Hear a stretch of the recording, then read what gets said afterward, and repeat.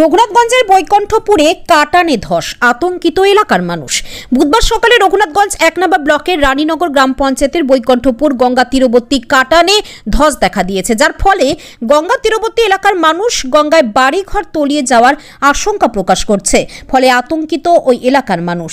এলাকার মানুষের অভিযোগ, সরকার থেকে এই কাটান বাঁধানোর জন্য যে অর্থ বরাদ্দ করা হয়েছে সেই অর্থ সঠিকভাবে কাজে লাগানো হচ্ছে না, যার ফলে বারংবার এই কাটানে ধস দেখা দিচ্ছে।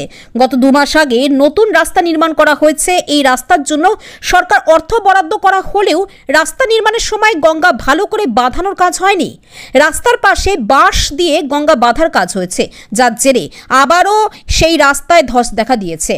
বুধবার সকালে নতুন করে রাস্তার উপরে ধস দেখা দিয়েছে। অভিযোগ, রাস্তা নির্মাণের পরেই ভারী যানবাহন এই রাস্তা দিয়ে চলাচল করছিল।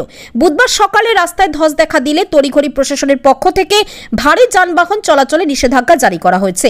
এলাকার মানুষের অভিযোগ, রাস্তা নির্মাণের পরেই যদি ভারী যানবাহন চলাচলে নিষেধাজ্ঞা জারি করত তাহলে এই ধস হয়তো দেখা দিত না। এলাকার মানুষের দাবি, এই রাস্তা শহরে যাবার একমাত্র পথ। এই রাস্তা দিয়ে হাজার হাজার মানুষ চলাফেরা করে। দ্রুত এই কাটান ভালো করে বেঁধে রাস্তা নির্মাণ করা হোক, ফলে উপকৃত হবে বহু সাধারণ পথ চলতি থেকে শুরু করে গ্রামের মানুষজন। প্রতিদিন তো আসা যাওয়া করছে, দৈনন্দিন দিনে যাতায়াত করছি দাদা, কিন্তু এইভাবে বসে যাচ্ছে রাস্তা। এই না হলো 20 বছর থেকে যাতায়াত করি। এটা কি মানে কিসের জন্য বসে যাচ্ছে? সরকারি পদক্ষেপ ঠিকঠাক হচ্ছে না? পুরো বলছি দাদা, ঠিকঠাক হচ্ছে তো আবার বসে যাচ্ছে। পাশেই নদী, এই যেভাবে রাস্তাটা করা দরকার সেইভাবে হচ্ছে না। সেইভাবে হচ্ছে না, সেইভাবে রাস্তাটা মেরামত করা দরকার। বিকল্প আর রাস্তা যাওয়ার বিকল্প রাস্তা নেই দাদা। এখান দিয়ে শহরে যেতে হয়, শহরে যেতে হয়। হাজার হাজার মানুষের যাতায়াত দাদা। এর আগে 3-4 বছর আগে তো প্রচুর করেছিলাম দাদা, মানে নাজাহালে পড়েছিলাম। এই পাশ দিয়ে একটা রাস্তা ছিল, ঘেরে দিয়েছিল, মাঠ দিয়ে গিয়েছিলাম দাদা। সে মোটরসাইকেল কাদাতে ছেড়েছিল। এখন তো বর্ষার সময় নয়, তাহলে বর্ষার সময় আসলে তো আরো নাজাহালে পড়া যাবে। এই রাস্তাটা কতদিন আগে হয়েছে? এটা তো ঢালাই রাস্তা দেখছি। ঢালাইটা মোটামুটি বেশি দিন হয়নি, মানে 1.5-2 মাস হলো নাকি গো? 1.5-2 মাস মতো হলো দাদা। আর না হলে আধলা ফেলা, ঘিস ফেলা এইভাবে চালাচ্ছে। আপনি প্রতিদিন আসা যাওয়া করেন? আমি প্রতিদিনই, মানে বিড়ির কাজ করি তো। আচ্ছা, শহরে প্রতিদিনই যান? প্রতিদিনই যাই। এই পাশেই তো দেখছি বড় বড় বাড়িও আছে। বাড়িও আছে, ওইগুলো বাড়ি আছে আপনার। কি চাইছেন? কি চাইছি যে রাস্তাটা ঠিক হোক, জনসাধারণ ধরলেন প্রতিদিনই যাতায়াত করছে আপনার। শুধু কি রাস্তা করলেই হবে না? এটা বাঁধার জন্য সবাই আবেদন করছিল দাদা, তো ওই তো বাঁশ দিয়ে বেঁধে দিয়েছে। এগুলো কি আর থাকে কাটা? সঠিকভাবে কাজ হচ্ছে না দাদা। কি নাম আপনার? আমার নাম রবিউল হক। কোথায় বাড়ি? বাড়ি দফরপুর, নাককাটি। কি কাজ কি করে? আমার কাজ বিড়ির কাজ দাদা।